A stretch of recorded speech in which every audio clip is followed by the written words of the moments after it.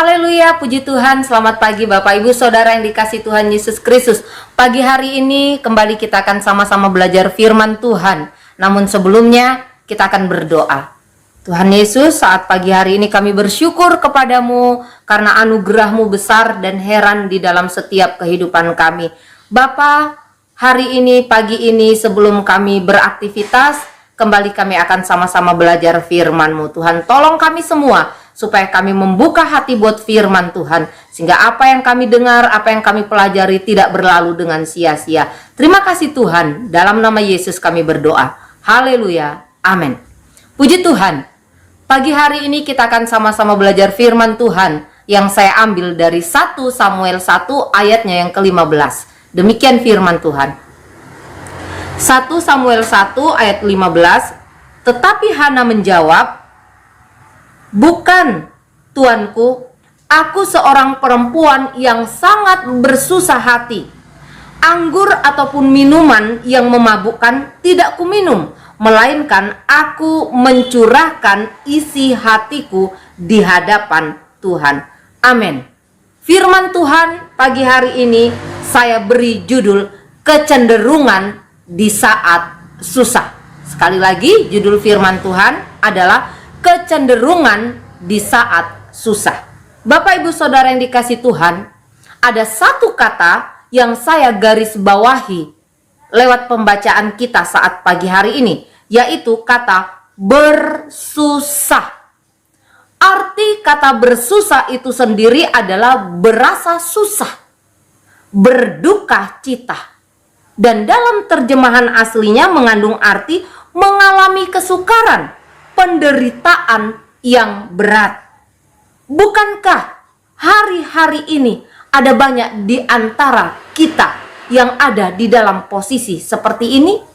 Benar, mungkin secara materi kita berkecukupan, bahkan lebih daripada cukup. Benar, mungkin kondisi rumah tangga kita, pekerjaan kita, pendidikan kita, kesehatan kita, dan lain-lain seolah-olah aman-aman saja.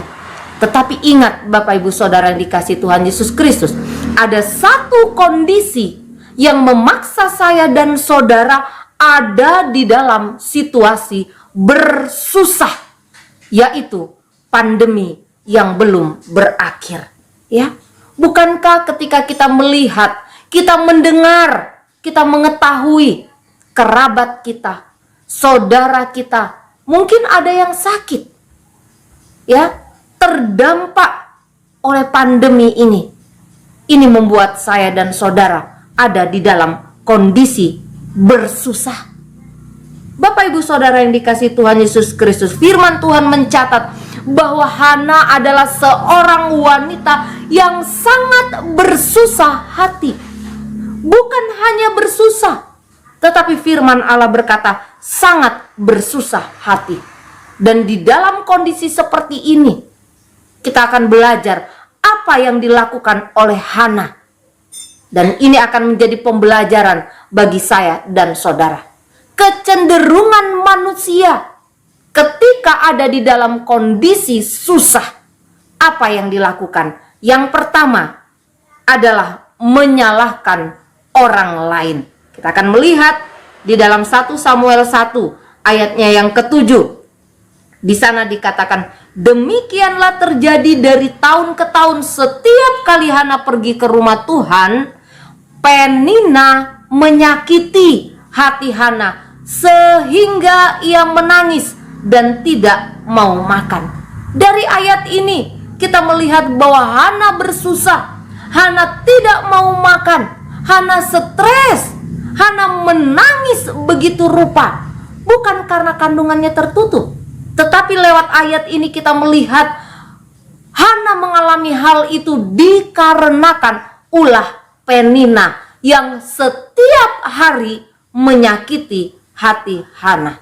Sekali lagi, Bapak Ibu Saudara yang dikasihi Tuhan Yesus Kristus, bukankah kecenderungan kita manusia seringkali seperti ini? Ketika kita mengalami penderitaan yang berat, ketika Tuhan izinkan kita ada di dalam situasi, kondisi kesusahan, duka cita, penderitaan, maka yang kita lakukan adalah seringkali mencari kambing hitam.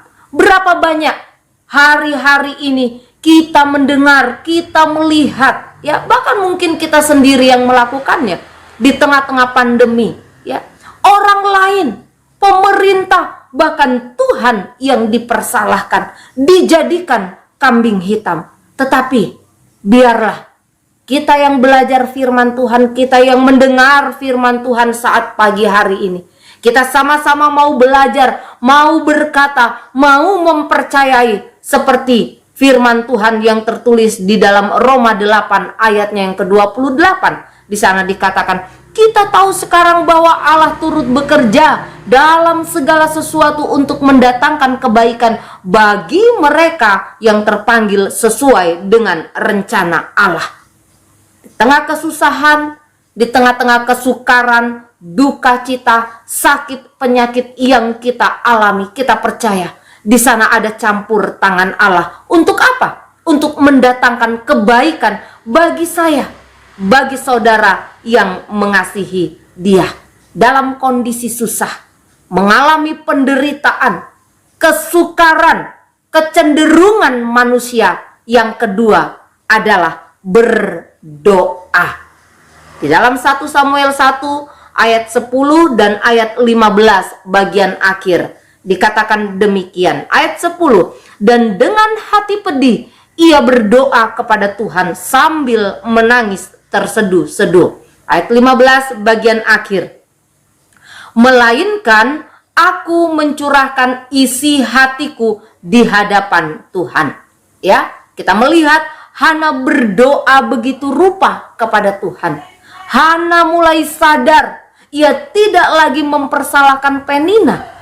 Ia bangkit dari keterpurukannya, dan yang ia lakukan adalah datang kepada Tuhan, mencurahkan seluruh isi hatinya kepada Tuhan, berseru kepada Tuhan, berdoa kepada Tuhan.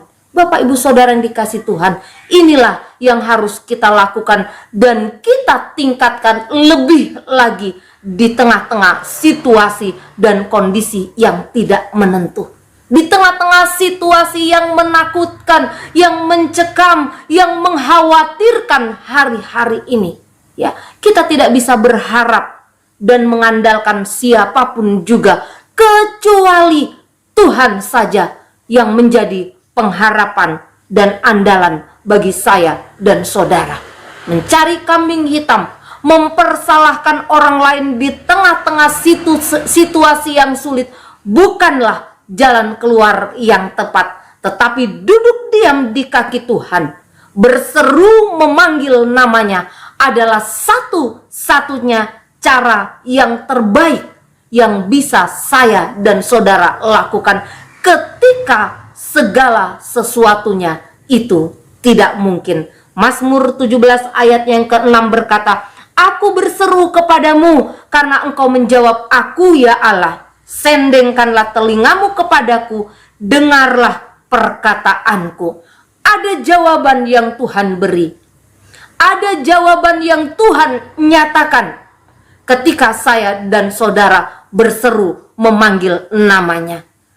Ada pertolongan yang Tuhan siapkan ketika saya dan saudara duduk diam di kakinya, berdoa memohon belas kasihannya, memohon pertolongannya. Amin. Puji Tuhan. Kita akan berdoa. Tuhan, terima kasih buat kebenaran firman-Mu yang boleh kami dengar, boleh kami pelajari bersama-sama saat ini. Biarlah Tuhan, apa yang kami dengar, apa yang kami pelajari tidak berlalu dengan sia-sia, tetapi ini menjadi kekuatan bagi kami secara khusus. Hal ini boleh kami terapkan, boleh kami lakukan Tuhan di dalam pengiringan dan pelayanan kami kepadamu. Tuhan, kami berdoa buat umat-umat-Mu, buat sidang jemaat-Mu, apapun kondisi yang dialami hari-hari ini. Kami percaya Tuhan tidak tinggal diam, tetapi Tuhan ada bersama-sama dengan kami semua untuk memberikan pertolongan bagi setiap kami. Berkati umat-umat-Mu di dalam segala hal yang dikerjakan, terutama berkati kerohanian umat-umat-Mu. Terima kasih Tuhan. Pimpin setiap langkah perjalanan kami di sepanjang hari ini. Dalam nama Yesus kami berdoa, haleluya. Amin. Puji Tuhan, selamat pagi dan Tuhan Yesus memberkati.